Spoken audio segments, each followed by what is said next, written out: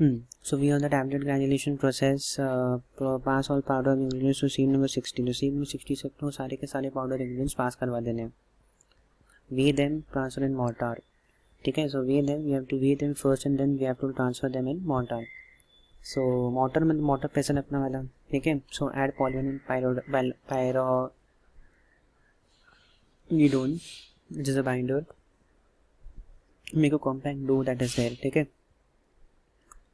तो अपने को मोटर में डालना है पेंसिल से, अपने मोटर पेंसिल से अपने को एक कॉम्पैक्ट डो जिस बन सकता है वैसा बनाना है अपने को. करेक्ट है. Then pass do forcefully through sieve number 8. Keep the obtain segments in your oven and dry at 55 degree Celsius. So sieve number 8 के 8 से फोर्सफुली पास करने के बाद we have to basically keep it in the oven and dry for at least 50 degree Celsius के ऊपर तो तक डालना है. So after they become dry pass them through a new nest of sleeves. Sieve number 20 and sieve number 14. Sieve number 14 at top and sieve number 20 below. And keep butter paper for collecting fines. So collect and 50 grams of granules which are retained on sieve number 20. So basically हम लोग को क्या करना है, अपने को पहले बात तो sieve number 60 पे अपना जो था चीज़ उसमें सब कुछ पास करवाना है. We have to weigh them. Then what we have to do, then we have to transfer them on mortar. Mortar पे transfer कर दिया. Then we have to add polyvinyl pyridone which is a binder respectively. तो हम लोग को जब भी उसको पास करना है बाइंडर से मतलब उसको डो मेक करना है. डो फिर हम लोग को पॉसिबली पास करना है sieve नंबर 8 से. अभी वो जो sieve नंबर 8 से पास करके रखा है वो भी जो भी हमने कलेक्ट किया, ये देखो ना, keep the obtained segments in oven and dry at 50 to 55 degree Celsius. Obviously pass possibly through sieve number 8 का मतलब क्या होता है बेटा, ये जो रिटेन हो गया उसको कुछ नहीं करना है बेटा. जो रिटेन हुआ उसको करना है. सॉरी, जो रिटेन हुआ उसको आप क्या बोलते हैं, हम उसको डाल दो ओवन में. ठीक है. एक्चुअली मैं क्या बोल रहा हूँ, मैं गलत बोल रहा हूँ. जो रिटेन नहीं हो, जो अपने को नीचे मतलब फोर्सबली पास करवा के जो हमने लिखा है वो डालना है. देन हम लोग को बात करना है कि after the become dry pass them through nest of sieve number 20 और sieve नंबर 14. तो sieve नंबर 14 sieve ऊपर और sieve नंबर 20 नीचे जो हमने पास करवाए हैं. तो sieve नंबर 20 जो है नीचे जाएगा. sieve नंबर 20 पे जो भी रिटेन हो जाएगा, दो हम लोग को 50 ग्राम्स लेके अपने को काम करना है. अभी हम करेंगे बॉल मिल वाला. सो बॉल मिल वाला माइक्रोस्कोपिक कैलिब्रेशन है. I would rather suggest you to कि हम बॉल मिल वाला एक्सपेरिमेंट थोड़ा बाद में करेंगे. So it will be rather good for us because ये माइक्रोस्कोपिक वाला एक्सपेरिमेंट है. तो नहीं, ऐसा नहीं कि मेरे को नहीं पता है, आता है. बट ओनली थिंग बीइंग कि भाई ये थोड़ा सा अच्छा ठीक है, they will complete it. Okay, अभी कर लेते हैं. तो before doing any thing like before understanding the experiment of microscopic calibration, हम बेसिकली करने क्या वाले एग्जैक्टली, हम आई पीस माइक्रोमीटर को we are going to calibrate eyepiece micrometer with the help of stage micrometer.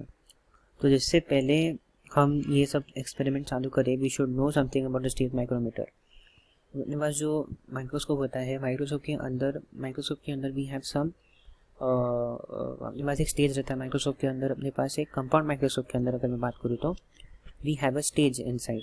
मतलब अपने एक स्टेज रहता है, इसके ऊपर अपन स्पेसिमेन प्लेस करते हैं. तो उस स्टेज के ऊपर ही हम क्या करने वाले हैं, instead of placing that stage जो अपना नॉर्मल स्टेज होता है, हम एक माइक्रोमीटर एक स्टेज डालेंगे, एक स्पेशल स्टेज जिसके सेंटर में अगर आप देखोगे तो आपको ये देखो, जिसके सेंटर में अगर आप देखोगे तो आपको ऐसे डिविजन्स दिखेंगे.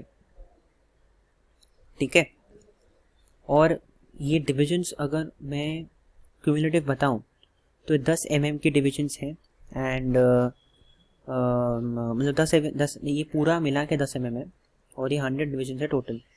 सो बेसिकली कैसा होगा कि एक डिवीजन अगर हम काउंट करते बैठे हैं, जैसे कि ये एक डिवीजन, ये एक डिवीजन, ये एक डिवीजन, ये एक division, and then 5th division यहाँ पर आ जाते हैं, 6, 7, 8 एंड देन 10.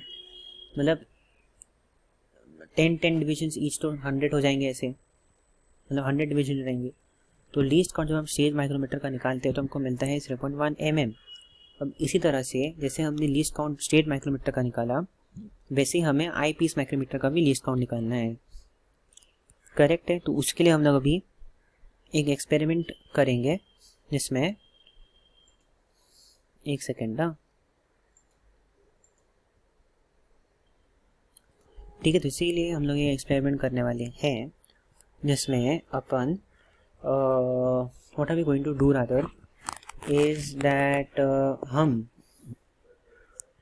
हमारा आईपीस माइक्रोमीटर जो है और स्टेज माइक्रोमीटर जो है हम लेने वाले हैं। एक सेकेंड ना, नेक्स्ट डिस्टर्बेंस है ज़रा। तो इसमें अपने को क्या करने का है, सबसे पहली बात तो अपना जो अभी आईपीस माइक्रोमीटर का मतलब क्या होता है। आईपीस माइक्रोमीटर का मतलब ये होता है उसके अंदर भी एक मतलब अपना सिंपल जो आईपीस रहता है कंपाउंड माइक्रोस्कोप के अंदर अपन उसके थ्रू से देख पाते हैं अपन स्पेसिमेंट्स को। अब ये आईपीस माइक्रोमीटर का मतलब क्या होगा कि उसके अंदर उस आईपीस के ऊपर अपने पास एक स्केल प्रिंटेड होगा, ठीक है। तो अभी हम उसी स्केल को कैलकुलेट करना चाहते हैं with the help of stage micrometer. तो हम क्या करने की कोशिश कर रहे हैं, सबसे पहली बात तो जब आप आईपीस से देख रहे हो तो आपको दो स्केल्स दिखाई देंगे, ठीक है ना। एक आईपीस का स्केल दिखाई देगा और आपको एक देगा अपने स्टेज माइक्रोमीटर का स्केल। अब ये दो स्केल्स कैसे भी करके अरेंज करने हैं आपको, मतलब both the scale should be arranged, मतलब स्टेज माइक्रोमीटर का जो स्केल है उसका 0 और आईपीस माइक्रोमीटर का जो स्केल है उसका 0 साथ में आ जाने चाहिए। ऐसे एडजस्टमेंट करके रख दो उसको, ठीक है। उसके बाद में आपको क्या करना है, then you have to see कि कौन सा डिवीजन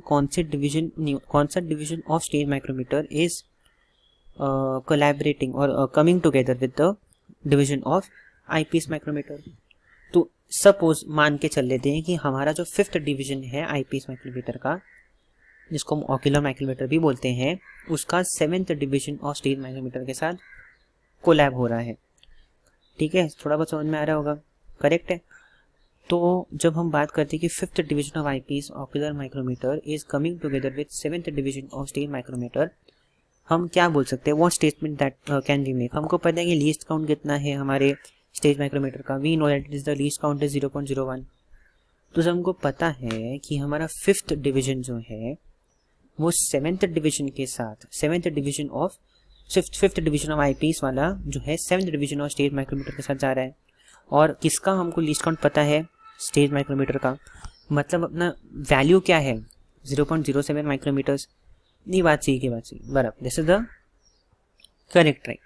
अभी अपने को मालूम होना चाहिए कि अगर 0.07 माइक्रोमीटर्स अपना जो माइक्रोमीटर्स क्या बोल रहा हूँ, मिलीमीटर, सॉरी mm, मतलब 5th ocular division that is the 5th division of ocular और eyepiece micrometer is colliding with और इज मतलब coinciding with 0.07 mm of the stage micrometer. समझ में आया, मतलब इससे हम लोग पता कर सकते हैं कि 1 ऑक्यूलर डिवीजन कितना देगा। So 1 ocular division will be equal to 0.07/5 which will be equal to 14 micrometers. मतलब इसके लिए हम लोग बोल सकते हैं कि least count of your eyepiece micrometer will be equal to 14 micrometers. अभी अपने को लीस्ट काउंट मिल गया। अब हम हमारा बॉल मिल का काम चालू करेंगे। अब बॉल मिल में करना क्या है, हमको पार्टिकल साइज डिस्ट्रीब्यूशन करनी है। सैम्पल वन ऐसा होगा, हमको एक सैंपल लेना है, उस सैंपल को हमको बॉल मिल से पास किए बिना उसको मेजर करना है, ठीक है ना, अंडर द आईपीएस माइक्रोमीटर। इससे हम लोग हर एक पार्टिकल का एज यू कैन से हम लोग हर एक पार्टिकल का साइज देखने वाले हैं। सो कैसे मालूम पड़ेगा, अभी हर एक पार्टिकल तो देखिए ना 14 माइक्रोमीटर के अंदर हम लोग माइक्रोस्कोप के अंदर काम कर रहे हैं, करेक्ट है। तो हमने सैंपल ऐसे स्प्रेड करके रखा हुआ अच्छे खासा, and then we are observing it under a microscope.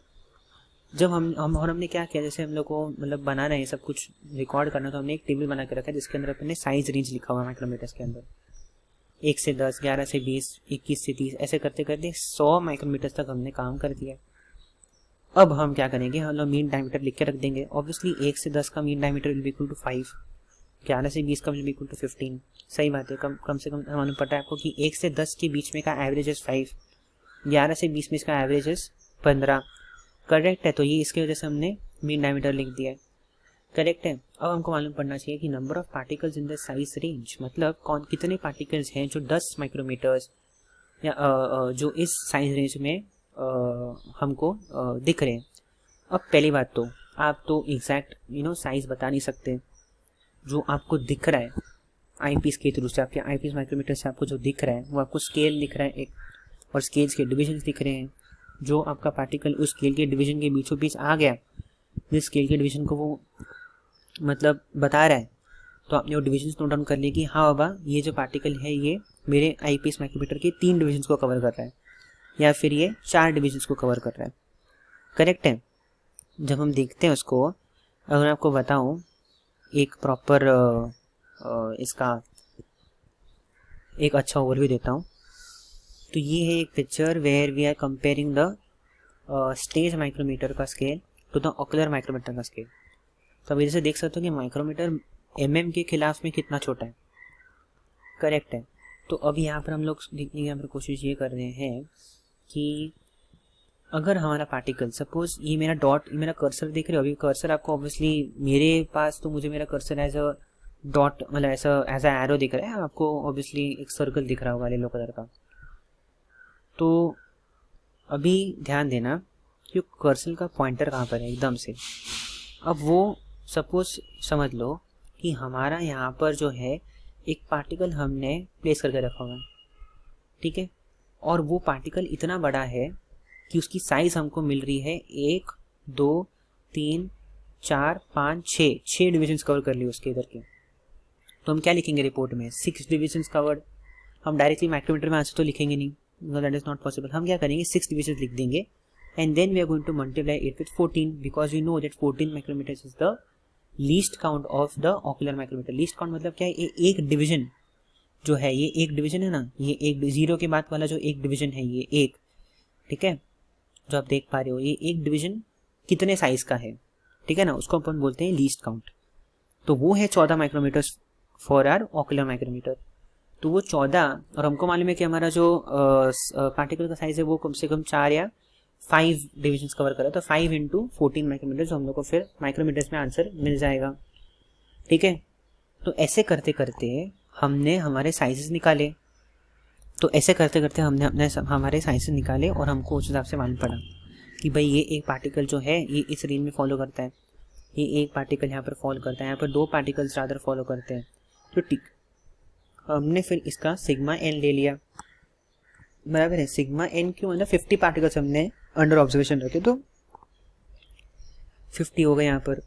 Sigma N आ गया हमको, then you have to do n into d, जो मीन डायमीटर है उससे हम मल्टीप्लाई करेंगे, करेक्ट है। तो सिग्मा एन डी मिल गया। Then we are going to calculate our average particle size before trituration. ये तो हमने बॉल मिल में डाले बिना वाला साइज है हमारा, तो 70 माइक्रोमीटर्स आया हमको कुछ। तो अब वही सेम चीज़ हमको ट्रिचुरेशन में बॉल मिल में डाल के करनी है, और ये सेम का सेम टेबल बनाना है। बस डिफरेंस इतना होगा कि जो हमने 50 पार्टिकल्स पहले देखे थे वो हमने बॉल मिल के अंदर साइज रिडक्शन के लिए डाले ही नहीं थे, ठीक है ना, साइज रिडक्शन के लिए डाले ही नहीं थे हमने। अब हम जो एक्सपेरिमेंट कर रहे हैं सैम्पल 2 के लिए, सैम्पल 2 एज एन मतलब सैम्पल 1 को ही, एक सेकेंड डिस्टर्बेंस आ रहा है, हाँ, मतलब हम लोग बोल रहे हैं कि सैम्पल 2 जो हमारा है वो कुछ नहीं है, खाली वो सैम्पल 1 का रिड्यूस्ड वर्जन है। मतलब हमने सैम्पल 1 को रिड्यूस करके बॉल मिल के अंदर उसको तोड़ के उसको रिड्यूस किया है, ठीक है। तो उसका अपन ने ऐसी चार्ट बनाया सेम टू सेम, और उसका फिर अपन ने एवरेज पार्टिकल साइज निकाला, 43.6 माइक्रोमीटर्स आया अपने को, करेक्ट है। मतलब जब ट्रिट्यूरेशन नहीं था तब अपने को 73 था, और जब अपन ने ट्रिट्यूरेशन कर लिया, मतलब उसको तोड़ा, साइड रिड्यूस किया, तब अपने को 43.6 माइक्रोमीटर्स आया। मतलब we have verified the laws of size reduction. जो हमने लॉज पढ़े साइज रिडक्शन के, कितने सारे बॉल मिल के जो लॉज होते हैं, वो क्या बोलते हैं उनको, कि जब आप उसको अंडर प्रेशर डालोगे, जब आप उसको कंप्रेस करोगे, तो obviously size reduction has to happen. तो हमने वेरीफाई कर लिया कि भाई साइज रिडक्शन सच में होता है, ठीक है ना, तो वो हमने वेरीफाई कर लिया। अब हम देखेंगे critical speed of ball mill, इसको फटाफट से कवर करते हैं। Critical speed for grinding mill is defined as rotation speed with centrifugal force equal gravitation force that the mill shells inside surface.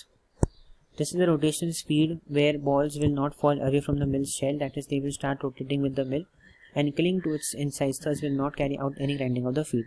मतलब ऐसी स्पीड होती है जिसके अंदर आप बॉल मिल को ऐसे घुमा रहे हो, और आपके जो बॉल्स हैं बेसिकली वो सेंट्रीफ्यूगल फोर्स के कारण एकदम साइड्स पे, एकदम जो बोलते हैं ना, एकदम बॉल्स के ऊपर स्टिक हो गए। और इसके से क्या हो रहा है, जब बॉल्स के एकदम से स्टिक हो रहे हैं तो उनके बीच में ग्राइंडिंग ही नहीं हो रही है, उनके बीच में कोलिजन्स ही नहीं हो रहे हैं, तो क्या फ़ायदा। So speed of the ball mill is defined the percent of critical speed of ball, मतलब मिल स्पीड जो ऑप्टिमल स्पीड होनी चाहिए वो 65 to 80% ऑफ क्रिटिकल स्पीड होनी चाहिए, ठीक है। तो क्रिटिकल स्पीड का एक फॉर्मूला है, and yes, this is one of the example that we have for the example.